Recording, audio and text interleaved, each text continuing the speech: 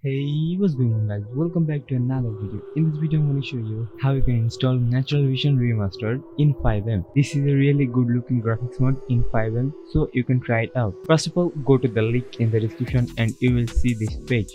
Click on this download button and click on this download in your button and your download will be started. After you download the file, you will see this file. To access this file, you will need 𝓕𝓸𝓸. I will leave a link in the description for 𝓕𝓸𝓸. You can download from there. Now open this file and go to your FiveM file location.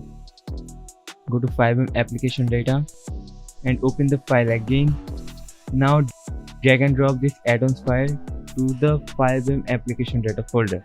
As you can see, I have already done it. That's it. That's all you have to do and you will get Natural Vision Remastered in your game.